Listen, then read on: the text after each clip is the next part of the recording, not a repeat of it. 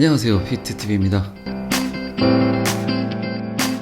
코로나 이후에 빅4에서 아마존도 그렇고 이제 애플도 차세대 전력 사업으로 꼽는 게 헬스케어 쪽입니다. 아무래도 사람들이 집에 있는 시간이 많기 때문에 몸 관리 그리고 건강 쪽에 관심이 많아질 것 같아요. 펠로톤이라는 회사가 있는데 이게 피트니스계의 애플이라고 불리는 회사라고 합니다.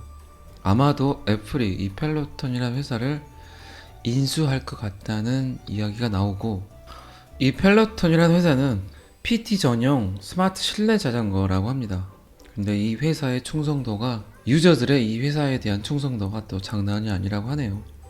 페이스북 계정에만 33만 명이 넘는 회원이 가입돼 있다고 합니다. 그리고 또 이 애플에서 적극적으로 밀고 있는 컨텐츠가 있죠. 애플 TV. 요새 조금 보니까 광고를 하는 것 같더라고요. 역시 이제 사람들이 보는 거, 이제 뭐 극장이라든가 공연 이런 걸 보러 가지 못하기 때문에 극장을 집 안으로, 그리고 콘서트장을 집 안에서 볼 수 있게끔 이런 문화 컨텐츠 쪽에 굉장히 심혈을 기울인다고 합니다. 2018년도부터 꾸준하게 투자를 해왔네요, 애플이. 그리고 제가 여러 번 이야기 드렸지만 TV 광고가 사라진다. 이제 뭐 정보를 사람들이 뉴스를 보고 얻지는 않는 것 같아요.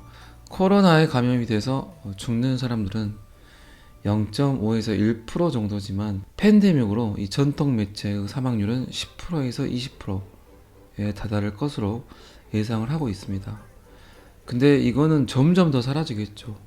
뭔가 돈으로 움직이는 것들, 유료로 움직이는 것들, 광고로 방송국이 유지가 되고 또 광고 수익으로 모든 컨텐츠들이 제작이 되는데, 그 안에서 생기는 모든 이해관계로 인한 광고들, 이 뉴스는 보도가 되면 우리에게 돈을 주는 광고주에게 해가 입혀지는 것들에 관한 사실들을 이제 유저들, 시청자들이 많은 부분에서 알아버렸다는 얘기입니다. 그래서 더 이상 TV 뉴스를 신뢰하지 않기 때문에 TV 광고를 또 보지 않게 되고, 또 실질적으로 지금 굉장히 많은 대기업이 TV 광고보다는 유튜브라든가 SNS 쪽 광고에 더 많은 돈을 투자하고 있다고 합니다.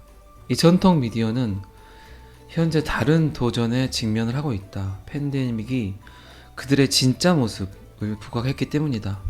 이해관계 속에서 나오는 광고들을 사람들이 이제 가짜뉴스로, 사람들이 더 이상 신뢰를 하지 않는다는 이야기죠.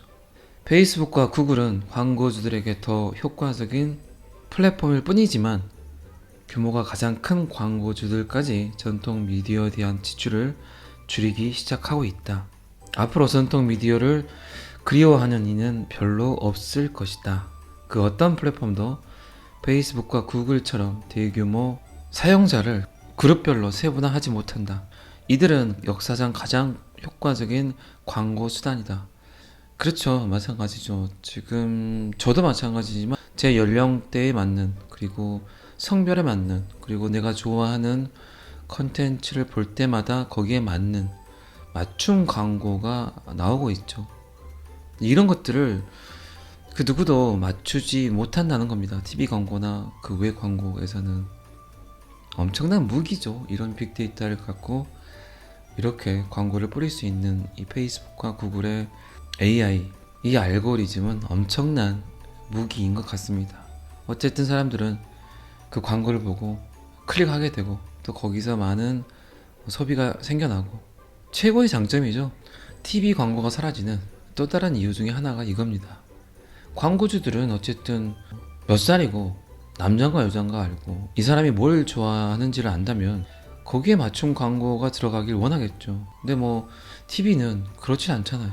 그리고 이제 전문가들도 지금 이제 TV 광고를 많이 줄였는데, 팬데믹이 끝나더라도 그 이전 수준의 광고비를 소비하자고 주장하기가 훨씬 더 어려워질 것이다. 이렇게 써놨습니다.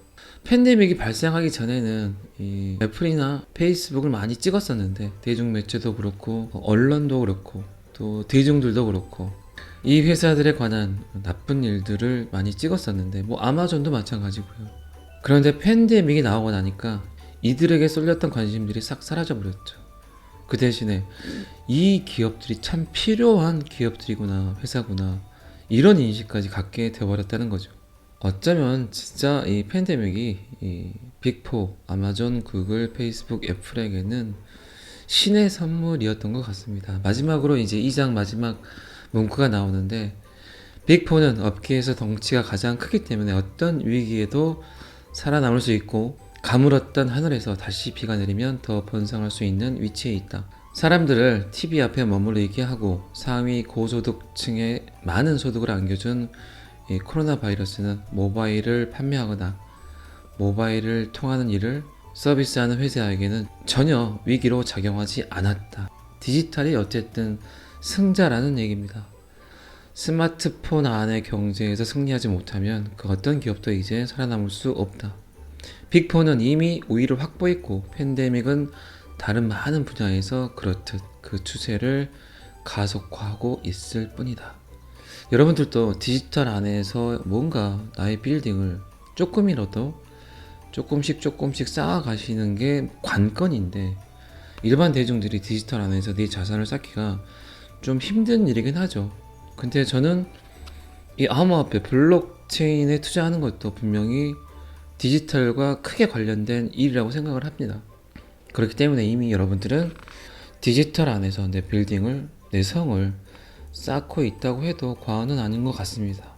그리고 이제 제 3장이 시작이 됐는데 3장에서 주로 나오는 내용들은 약간 슬프기도 하고, 이게 지금 현대의 사회상 좀 여러분들이 많이 피부로 느낄 수 있는 그런 내용들입니다. 팬데믹은 가격 인상이 곧 주된 혁신이었던 이런 부분들의 약점을 낱낱이 드러냈다. 가격 인상으로 된 혁신, 어떤 생각을 들게 하냐면 이게 거품 버블 이런 생각이 많이 들어요. 실질적인 혁신이 없이 가격만 계속 오른 것들이 많죠. 은근히 부동산도 마찬가지고. 그렇죠. 팬데믹으로 가게나 점포에서, 매장에서 장사를 하시는 분들이 굉장히 매출이 떨어졌는데 오히려 부동산의 가격은 올랐고 주식도 올랐고, 이게 좀 말이 안 된다는 이야기죠. 그렇죠. 근데 요새 뉴스 보니까 좀 부동산 가격이 조금 떨어진 것 같은데, 떨어지면 또 떨어진 대로 문제고 오르면 너무 올라서 문제고, 이런 것들의 문제점이 이제 낱낱이 드러난다고 합니다. 제가 블록체인 영상에서 많이 이야기를 드렸었는데 그 버블이 이제 좀 사라질 때가 된 것 같아요.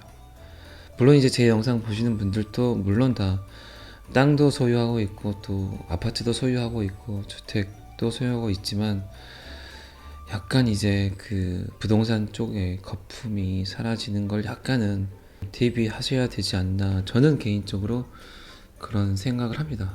자, 빠르게 나타나는 교란의 징조들, 이게 이제 거품이 사라지는 징후들이 나타난다고 합니다. 실질적으로 제가 아시는 몇 분들은 일부 정리를 하시더라고요. 부동산하고 주식을. 그리고 암호화폐로 갈아타신 분들이 꽤 있습니다. 자산의 이동이 지금은 약간 필요하지 않나. 이건 뭐 제 개인적인 뇌피설이기 때문에 그렇게만 들어주셨으면 감사하겠습니다.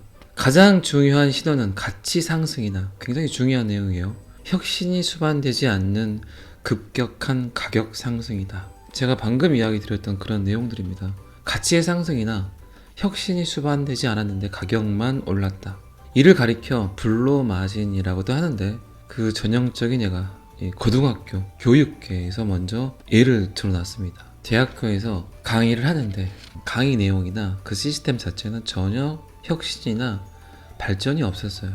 그렇죠. 특히나. 그런데 교육비, 대학교 납부금 이런 것들은 뭐 말로 표현할 수 없을 정도로 올라버렸죠. 1400% 인상이 됐다고 표현을 합니다. 40년 사이에. 근데 40년 전이나 지금이나 교단에서 분필로 강의하는 건 똑같죠. 지금은 많이 바뀌긴 했죠. 디지털로. 그런데 이제 이 코로나가 터지고 나니까 사람들이 학교에 가지 않고 집에서 이 줌으로 화상 강의를 듣고 화상 교육을 하는데, 이게 별 의미가 없었다는 거죠, 지금까지.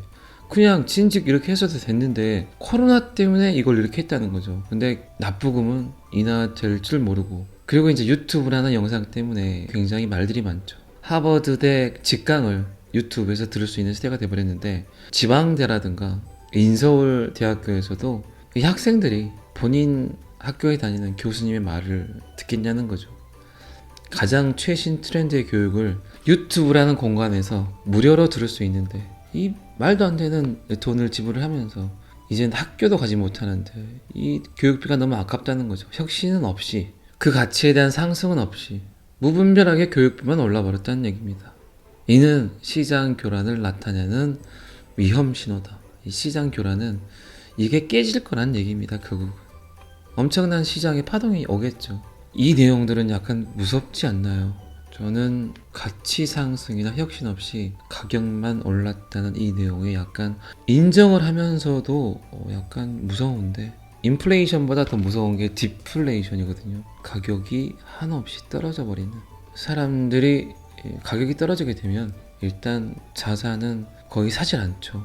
그러면 부동산이 매물로 나오더라도 사람들은 이제 뭘 기다립니까?